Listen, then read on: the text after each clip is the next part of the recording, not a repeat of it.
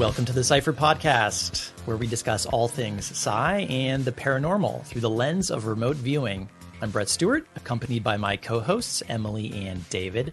And in today's show, we have a special guest. We're talking with the legendary remote viewer, Daz Smith. But before we get into our discussion today, please head over to our website, cypher.com. That's PSIPHR.com. And you can listen to our entire back catalog of free shows. Additionally, we also continue these podcasts in our premium after hours episodes, which follow each show.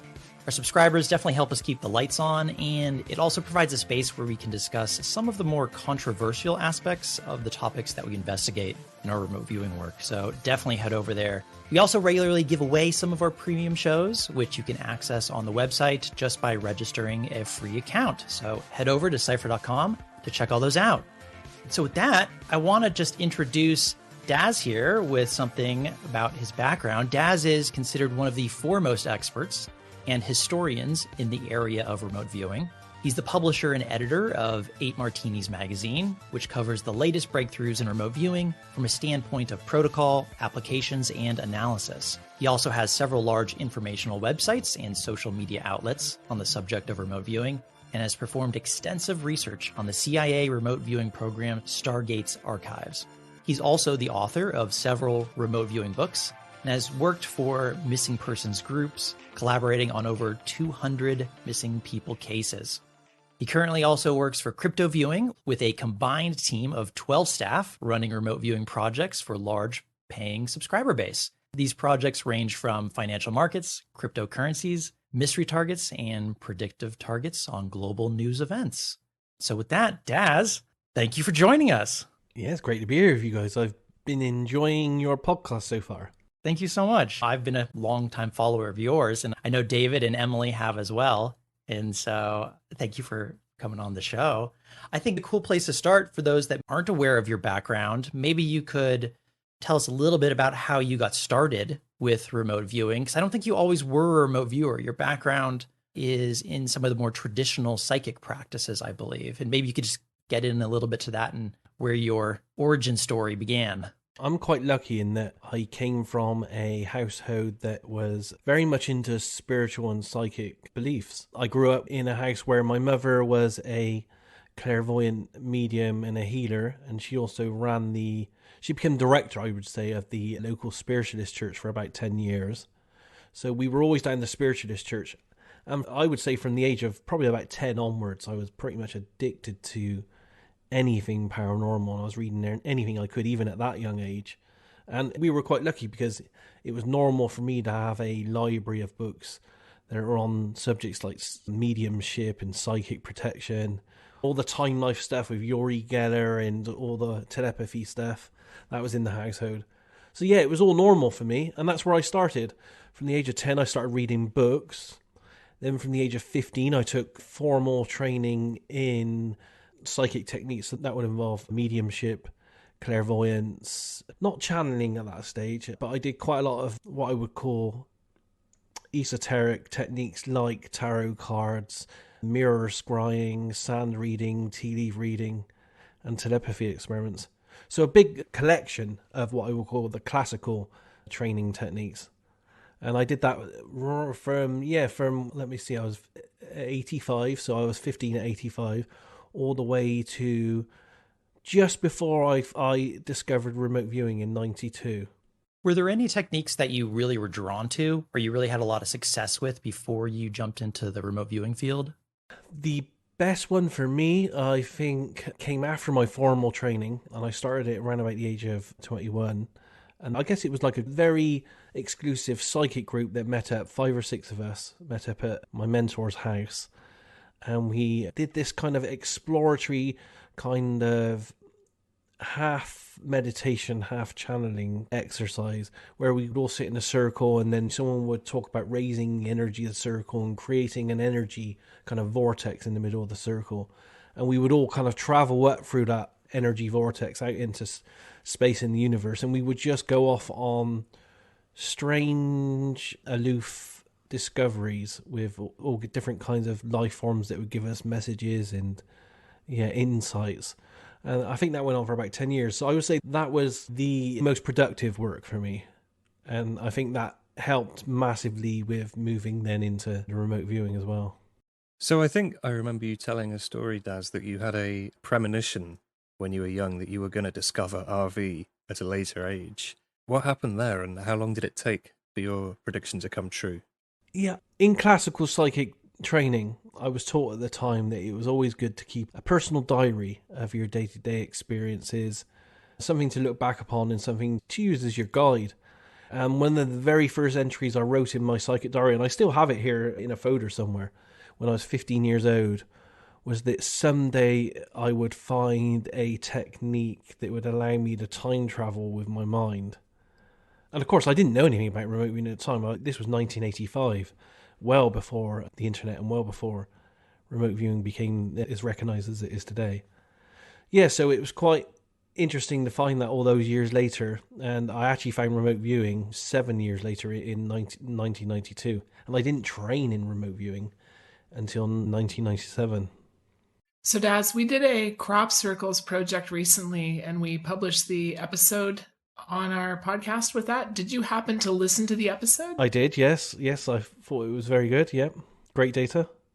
Did you happen to have any data of your own that you'd want to share with our audience as far as some supplemental discoveries that maybe we didn't cover in our show? Yeah, I have a lot, really. From the years 1989 to 94, every summer I spent pretty much the entire summer inside and looking for crop circles. In fact, I was lucky enough to become or be one of the first person in various circles that we came across in that time as well. So it gave me some interesting insights in that, and I still believe, and I think you covered it in your podcast really, that it's not just a single solution that's going on, in that there's multiple things happening. Some, especially in the early days, some of the early crop circles were absolutely, I'm convinced, esoteric in their creation. But at the same time, I went in some crop circles and you could clearly see by the shape of the crop, the way it was man-handled, that humans had a component in creating those.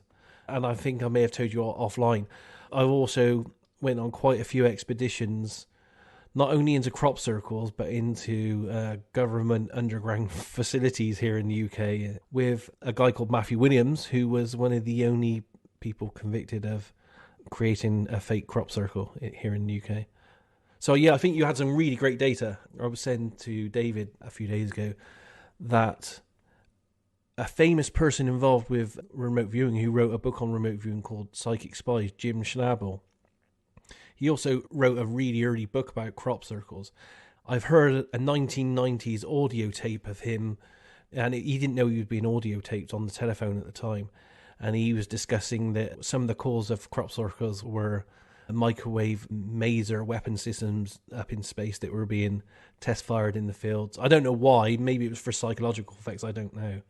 So there's that whole other layer of things happening with crop circles. I think it's maybe military stuff playing around. I think it's maybe people faking it. I think it's maybe real stuff as well. Where from, I do not know. So yeah, there's this great scale of activity that's happening there. And I think you covered it in your program that even the people faking the crop circles, and Matthew has told me this because he's done extensive research and talks to a lot of the people faking crop circles, that even those faking them on occasion feel like they're inspired to go out and create them from some kind of unknown force. What made you feel like when you went into a couple of those crop circles, because they're in your backyard, so to speak, not too far? Some of them you said that they're really easy to suss out if it's a man-made one because they're kind of haphazard. But when they weren't that way, what was the actual experience that kind of gave it away, or that was different about the ones that felt more strange or paranormal, for lack of a better word? I would say the main one for me was when literally it was just before I was getting married. My wife saw, she was coming back from the local town, Bristol, on the train, and she happened to look out the window and see one tucked away in the corner of a field. And she came home and told me about it. So me and my mother at the time went to try and find it. It took us a couple of hours, but we did eventually find it in the field. It was probably about 50 feet circular. It was just a simple circle shape. When you move from the tram lines into the shape of the circle, and you break it for the first time, you could literally see that I was almost like breaking the seal of the circle, and I was the very first person breaking it, because from the outside you could see the whole vista and how clean every single edge of the circle was, and that no one had actually set foot in that circle. So to be the first people in there and to break that kind of seal felt... I can't say I got a massively esoteric feeling. It just had a very strange kind of silent eeriness about it, because I just couldn't see how anyone could have formed it, because I was the one that made the marks to get in there for the very first time. And that mind boggled me, I have to be honest.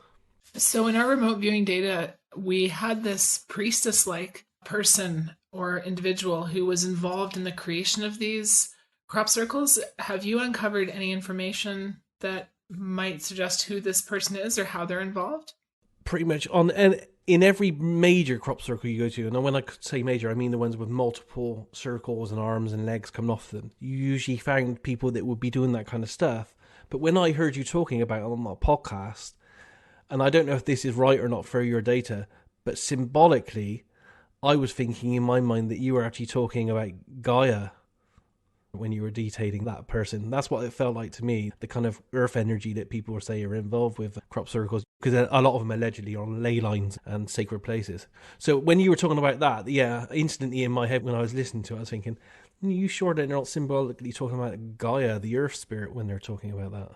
It could have been. One of the other viewers on your Milk Hill target sent me a sketch from her session, and she'd drawn like this priestess lady with the robes and the cool hair and everything, and said like she was a witch, or I think she said Wiccan vibes, which it did feel a bit more new agey to me, but I thought it's so strange. She's turned up in both of my blind crop circle targets, and then she shows up in this other one as well. Like, who is this person? I really want to know now.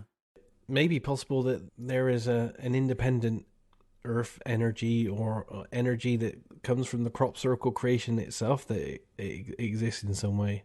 Well, this is one of those things where, just like you were talking about earlier, it could be multiple different things all at the same time. And so when you try and put your finger on, oh, it's exactly this is the answer, and none of the other answers are accurate, it could very well be that there is this Wiccan kind of witch lady there, or priestess lady, but maybe she's calling or going into alignment or conjuring the idea of Gaia at that place. And so it could be a bit of both. And so it's almost, with remote viewing, I'm not sure if you feel this is the case. It's just because you get an answer back from a mystery doesn't mean it's the only solution or the only thing that's going on. Do you find that happens when you do remote viewing? And I'd love to get into a little bit of your training background here in just a minute, but do you find that happens, that you'll get like one story when there sometimes are more stories and therefore it just requires a lot more work and those start coming out? Or how does your work tend to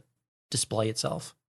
Yeah, this is a really complex remote viewing question and problem, I think, really. It's my belief, and I can't back this up too much other than personal experience and working in groups as well, that we all are attracted to some kind of numinosity at the target that comes from our own belief systems and our own personal interests.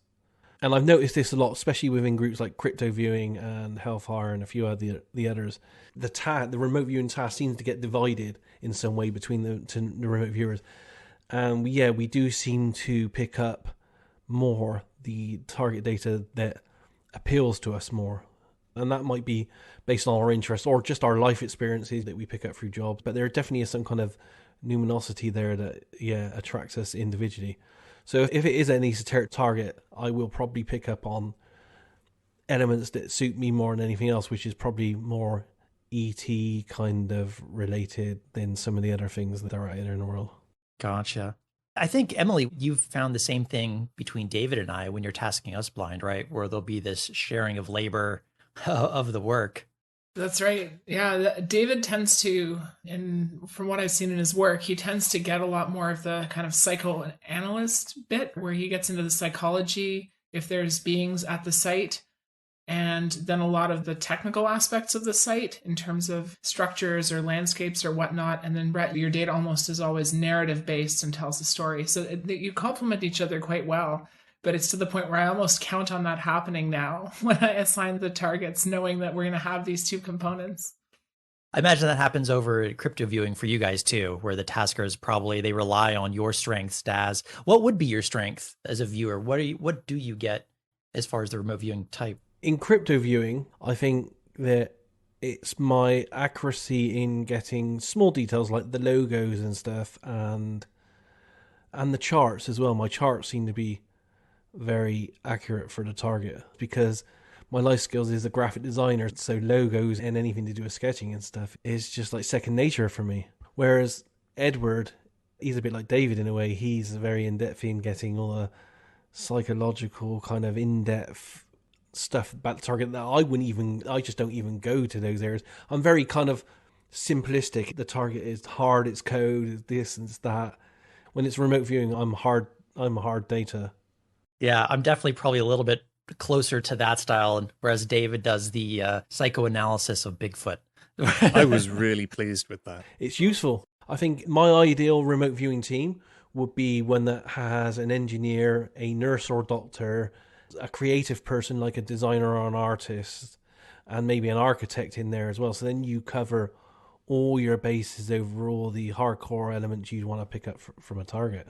That's a great idea, actually, for a team, if you could get a group like that together and train them. Yeah. Well, speaking of training, that's a great segue. I'd love to hear a little bit about how your training in remote viewing began. You gave us kind of your origin story in the field of esoteric and traditional psychic practices, but there's a story around your training in remote viewing that's pretty interesting too. Yeah, I first started getting hardcore into remote viewing in around about 1995, and that was coincidentally when the internet just started taking off for a few of the techie people. So we all accessed the internet back then on the computers hooked up to 14400 modems with 4 kilobytes of data a second. So the only thing you could look at back then, really, to be honest, because you couldn't even see a picture, it'd take like 5-10 minutes to see a picture online because it came down in slivers of information. So the only way to really communicate back then were on these email kind of news group type things where you would sign up and all communication would be through textual based emails. And there was two at the time that were ongoing, and they were run by PJ Ganier, and it was Stargate, and I can't remember the name of the other one at the time. And on there, I just used to ask loads of questions, and one day I ended up having a conversation with a person called Lee Culver, and I still don't really know too much about his background to this day. He claimed at the time he was working in Russia, teaching emergency medicine, and he was ex-special forces. And he said, I'm coming to London to train some people in CRV in a month's time. And would you like to come up to London and train in it? And he knew at the time I was unemployed. So he essentially said to me, come up and stay with us for free and get the training for free as well. And yeah, that's essentially what I did. That was in very early in 1997. And I went out for 2 weekends in a row. I spent 4 days there and 3 nights in the same house as Lee as well. So not only did I have him in the class, I managed to ask him loads of stuff out of class as well. And that was it. That was CRV training, and it opened me up to how I do remote viewing as well, in that because someone trained me for free, they weren't worried about making money off of me. I try as much as I can all these years to pass that along and do the same for other people. That's why I do the free magazine, all the free websites, free videos and everything else. It's only recently that I've started charging for my remote viewing work, and that's only because, like everyone else, I do need to pay the rent as well. But I still, to this day, try to train as many people as I can for free in that kind of pass it along ethos.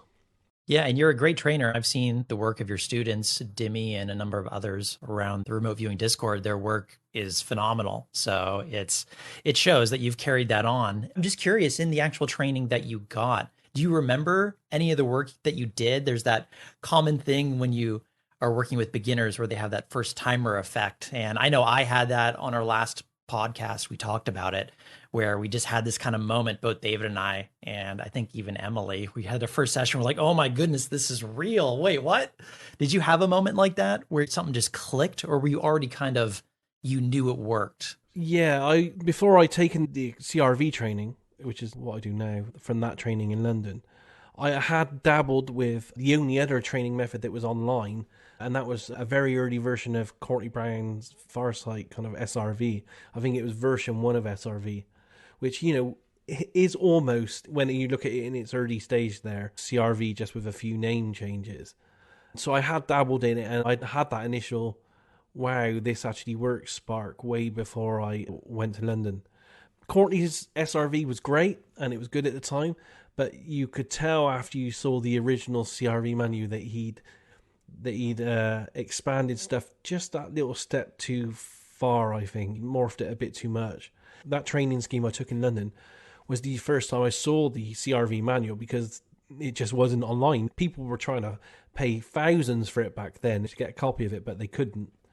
So when I actually saw it and I learned it for those 4 or 5 days with Lee, it almost, for me anyway, because it's not the same for everyone, but for me it just clicked into place. It was like, this is it. I'm in control now. I'm in control of my psychic process.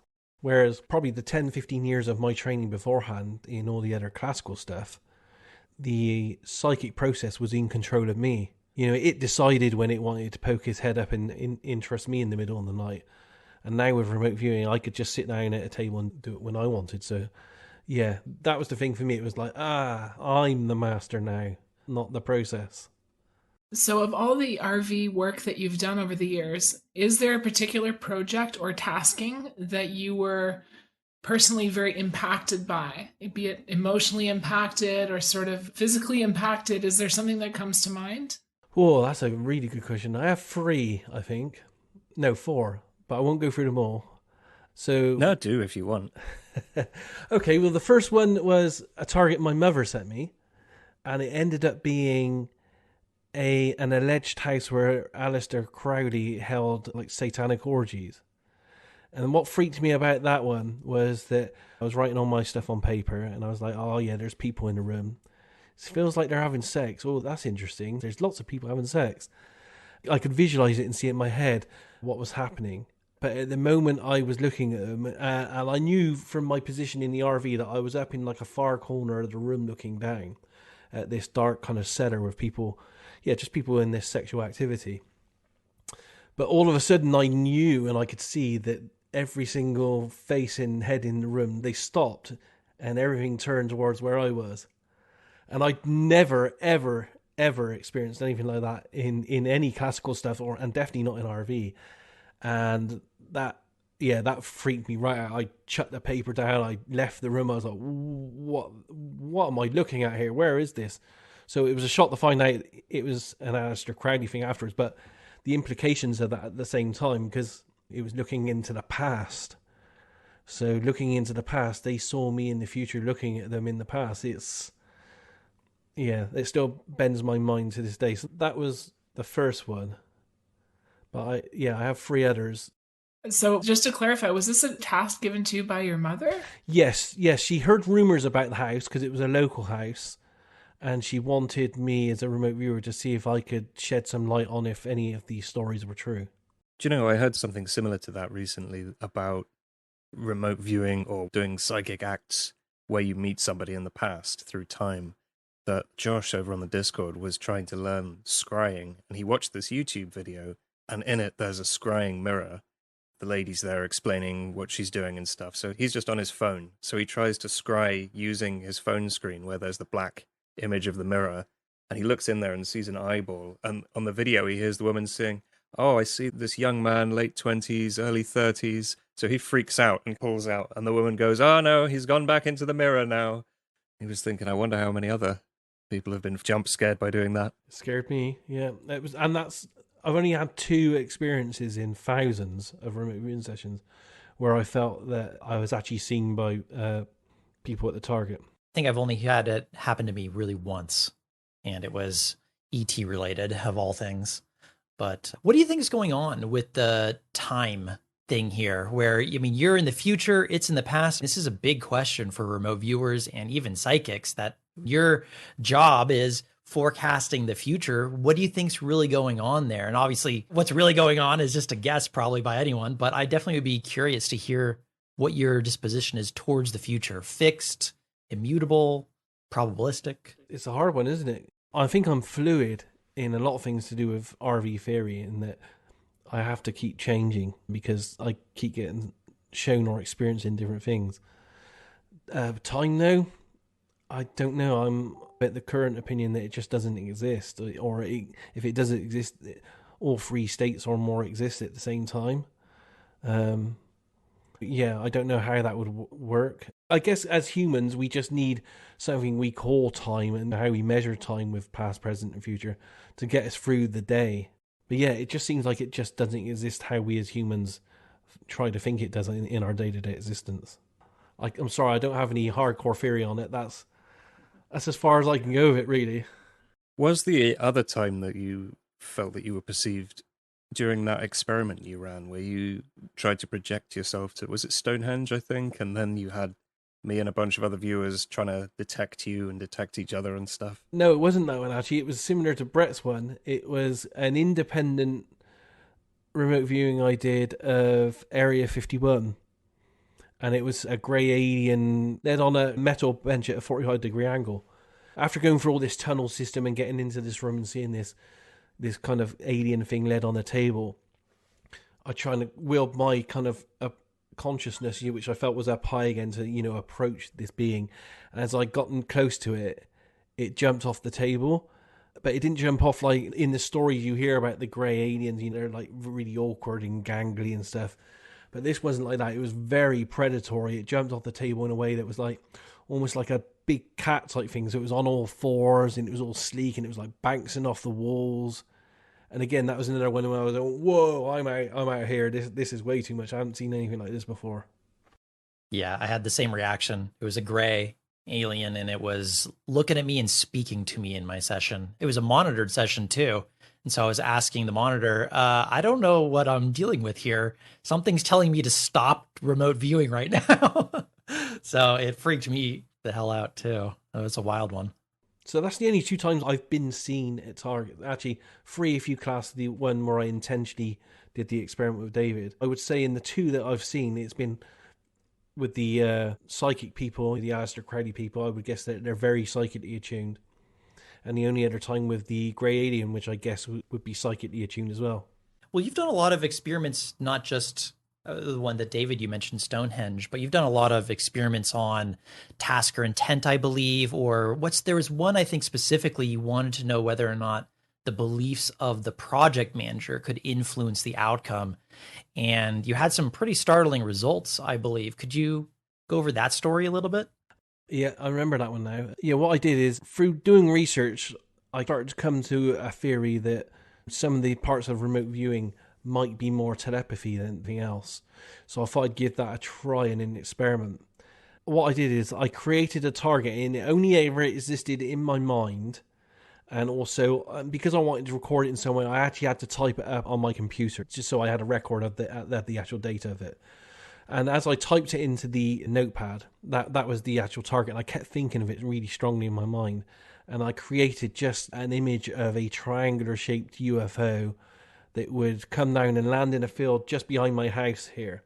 And then a little blonde-haired girl would come out of the UFO holding hands with a grey alien, wave, and then they would get back in and it would shoot off. I just literally thought about that, and I sat down here at this computer and I really thought about the imagery of that for about 5 minutes. And then I literally just took a random number that I assigned it and gave that to a group of remote viewers and said, here's your target. So it never ever physically existed in any way whatsoever. And I think I had 9 remote viewers were at the target, and all of them came back with a UFO event of a triangular shaped UFO. One of them even had the AOL of Goldilocks, which would be good for the little blonde haired girl and stuff. So yeah, they absolutely nailed a target that only really ever existed in my head in zeros and ones in computer notepad. So I'd love to go into some of your recent taskings that you've done, but because of that, you've had that experience. How do you relate that knowledge of viewers can pick up on people's desires or what's in their mind versus kind of the work that you're doing with your remote viewing group? I know this is something that we have to contend with constantly. We're trying our best to keep our feet on the ground, to do this responsibly, to say, hey, grain of salt with all this stuff, but it's still fun. Let's look at it. How do you do that? How do you manage that balance between the two? as a project manager? Yeah, it's a good question. Ethically, I think it's something within remote viewing we all need to be aware of. Just because the data feels real to me, it might not be, because we don't know where it's coming from. And now for every project that I do for someone, for example, who's paying me to do a project, I make sure, absolutely sure that they know, and I tell them in no uncertain terms that they have to be careful that I just may be reporting what they want me to report to them, because we cannot find any way at this moment in time to either measure or discount the amount of possible telepathy that might be happening between everyone involved in the experiment, which includes the taskers, project managers, and the analyst as well. And it's worrying because essentially myself and others out there, we're selling a service. We're saying, hey, we can give you information here, and we think it's only coming from psychic means. And even if it's telepathy, it is only coming from psychic means. But I have to be honest, I can't guarantee that it's coming from the target or information about the target. It might be, until we can find a way to discount it from the person that wants the information. I don't want to leave our audience hanging here. I know you mentioned you had 4 impactful events, Daz, that really stood out to you. And we've maybe covered 1 or 2 of them. Do you want to get into some of the other ones that you had? So we covered the first one, which was Alistair Crowley. The second one was given to me by a friend called Tunde. Again, it was a blind target. And I have no traditional religious beliefs. I do believe, from what we do in remote viewing, that there is something conscious in the universe that's doing something, but I wouldn't like to say what that is. But he gave me a target, and it ended up being Jesus as he was dying on the cross. It's on my website, so people can have a look at it, download it and have a look at it. But I've never felt such peace and feelings of love and friendship and, yeah, just general mindfulness from any other single target that I've ever done in my life as I did from that target. This is coming from a person who has literally no ties to any kind of religion or religious beliefs whatsoever. There was definitely something there which was unlike anything I've ever felt from a human before. So that would be probably the second one. The third one would be, I did a target for Farsight, which was looking at the Kennedy assassination. And I followed, accidentally, Kennedy through his death process. That was one of my favorite sessions, to be honest. I watched your video on that, and I was spellbound watching it. Yeah, me too. I have to say, though, even though it felt like I was following a person through the death process, people have asked me, does that mean I believe more now in life after death? And I'm still not convinced, because of what we discussed just this second before with Brett here, that there's a part of me that thinks, was I getting that information from the tasker, or did it come from life after death? There's no way for me to absolutely prove that. So I'm still on the fence with that, but that was an amazing experience as well. I bet it's gotten you to think about it, at least, whereas before maybe you wouldn't even have given it a second thought because you had that kind of result in your remote viewing session. Yeah, bearing in mind my background, so I flip-flopped over this over the years. When I first started in my classical psychic techniques, I was trained as a medium, so I was on stage giving messages from dead people to relatives and friends. And then I learned remote viewing, and I was like, whoa, hang on. I can get all the same information here, and I'm not talking to a dead person. I'm just asking the universe, and it's giving it to me. So I wavered at that point. I was like, no. And I still wavered to this day. I still think that we have access to all the information out there, so how do we know it's from a dead person? And then I had the JFK experience, and I flip-flopped the other way. I was like, well, maybe this is all real after all. So I'm still on the fence, flip-flopping one way or another. At this stage, I just do not have enough data or information for me to go either way of it. I would like to believe that it's true, because it would make things a bit more worthwhile and make sense, our place in the universe and stuff. But at the same time, there's a part of me that thinks, are we alone in everything? And that's what we're hoping will happen. For those that maybe haven't watched that or seen that work that you did on that JFK assassination, what did you get? If you could just do a really brief synopsis of what you discovered in your work. Yeah. It was a blind target. I have to be honest, though, by the time I'd done all my paper sessions and got to do the hour-long RV on whiteboard, I was kind of thinking in my head, it feels like they're getting shot in a car. So that kind of narrows down the possibilities of who this is going to be. It was either going to be like Franz Ferdinand kind of thing from World War, or JFK, or someone like Diana, do you know what I mean? I kind of in my head was starting to build a picture, But yeah, you try to put that to one side and you think, no, you can't even think along those lines. You have to just follow what's coming through with the data. I was in front of a video camera on the whiteboard. For those people that don't realize, when you're a one-man team, it's actually quite a hard job to do when you're doing that. Because not only are you trying to do your remote viewing, you're trying to get new data, but you've got like lights set up, you've got your microphone on, and you're trying to check your sound levels and see that. At the same time, you're trying to make sure that the record light's on the camera. So you're doing all this kind of stuff. But nevertheless, I was doing the remote viewing, and I had a feeling that someone was in a death event. And although it wasn't part of the target, I don't even know why I did it. I just decided off the cuff to follow that person through a death event just to see if it was a death event and what would happen. I did see, a male go through an event where there was momentary of panic and distress, thinking about his family and, oh my God, all this kind of stuff. And then, it felt like a total flip of a light switch to a whole different scenario of total calm, silent mindfulness, no emotions. And then I saw a myriad of, I would have to say, energetic, half-bodied life forms merge out of nothingness to kind of greet this person. Hard to describe it really, because they didn't have human form, but they had like a loose cloud-like human form, and it was just like pure energy. I think you had one last experience that really shook your foundation a little bit with remote viewing. So yeah, after I took my training in 97, I decided to train a local group of ladies here in Bath. They were psychics that had done classical psychic training. And I asked them if they wanted to train in remote viewing. And I had about 10 of them that I was training in CRV.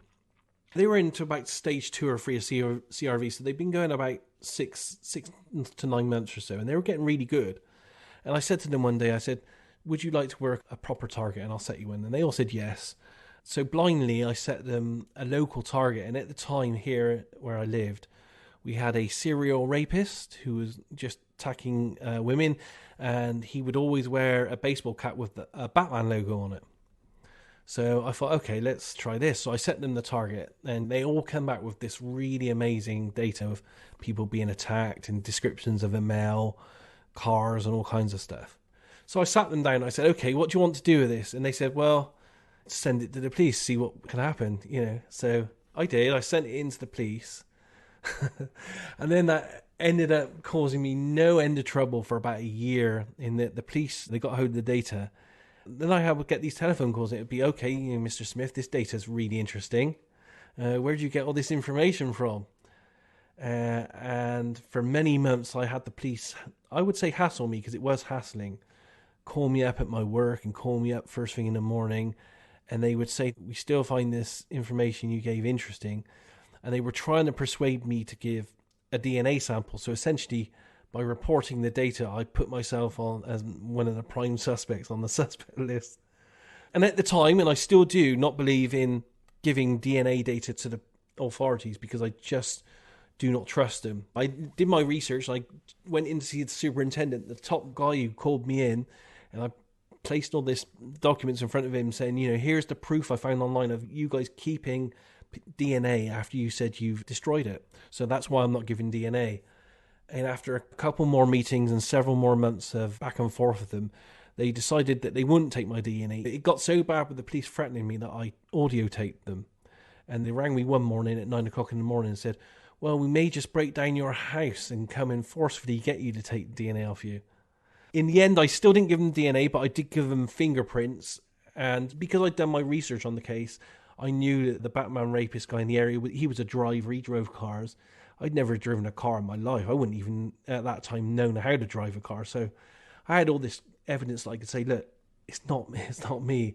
So, and I knew that they had fingerprints as well.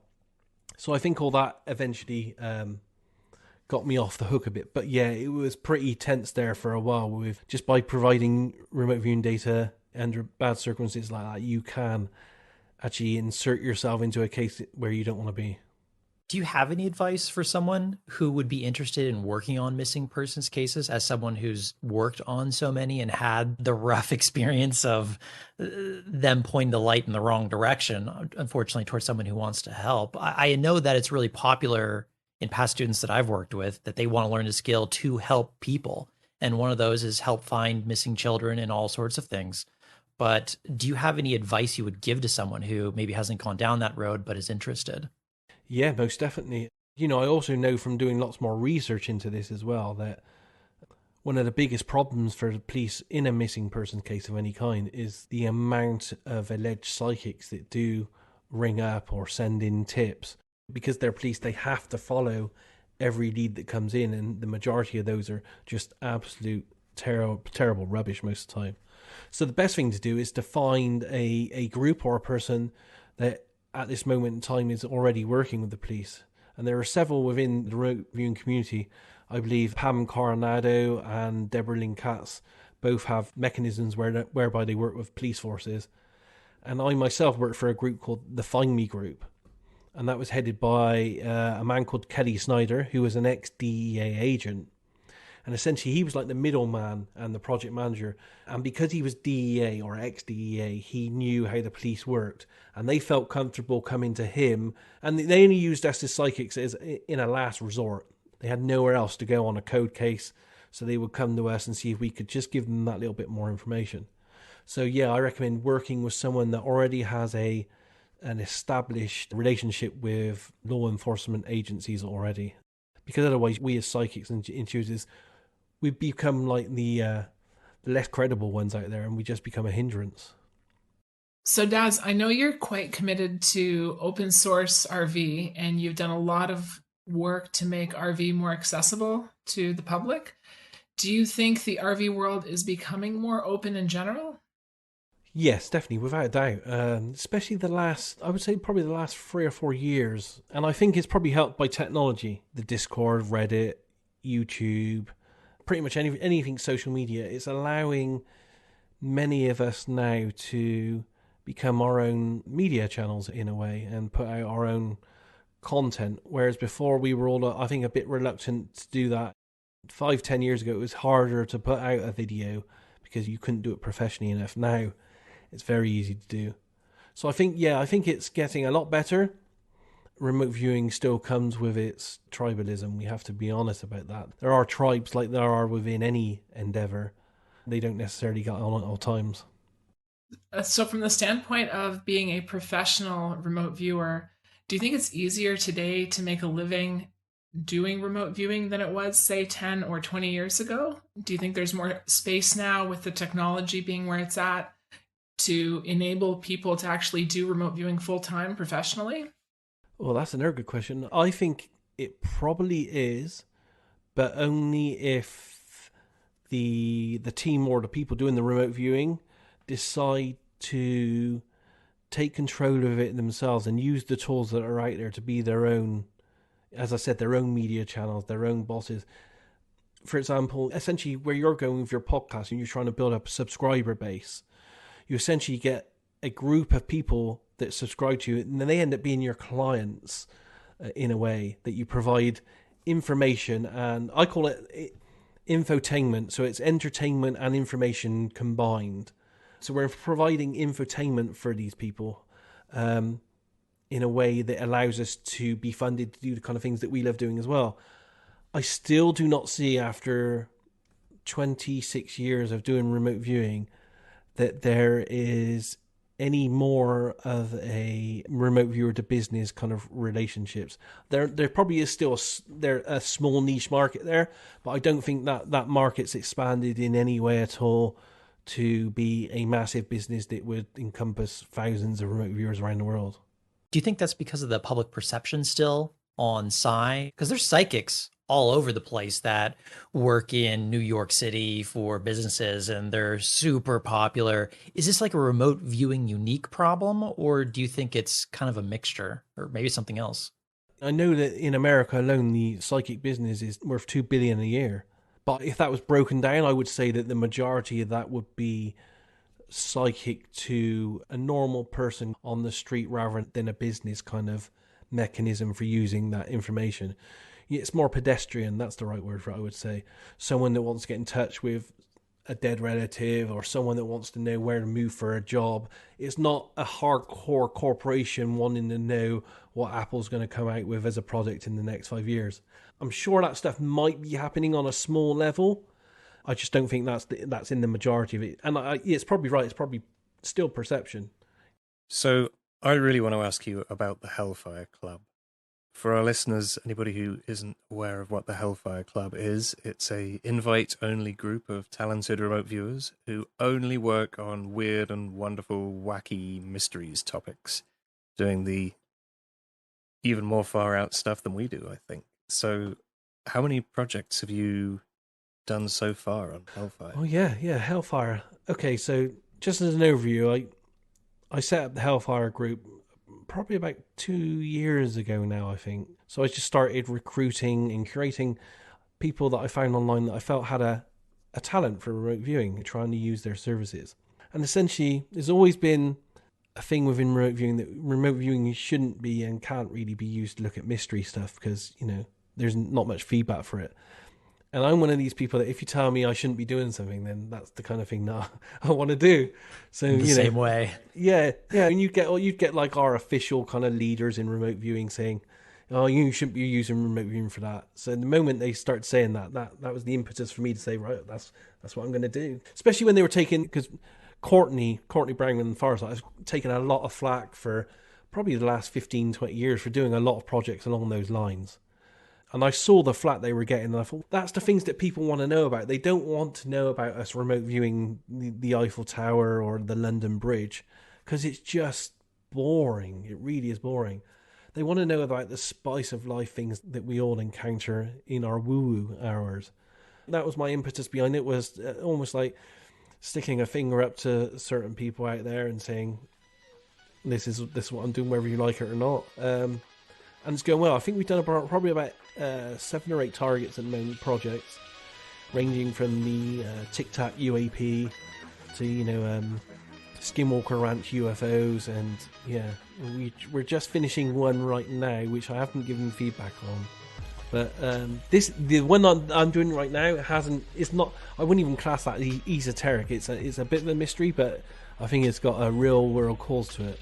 Would be a great one to discuss. This wraps up the first half of our discussion with remote viewer Daz Smith. We continue this discussion in our premium after hours episode, which you can access by becoming a subscriber on our website at cypher.com. That's PSIPHR.com.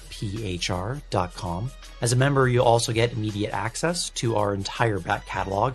Our After Hours episodes are extensions of our free weekly podcast, where we often discuss some of the more controversial elements of our remote viewing data. This includes work on topics like the fall of Atlantis, ancient civilizations on Mars, and even our deep dive into Bigfoot. You definitely won't want to miss out on these. But with that, thank you for listening to this episode of the Cypher Podcast.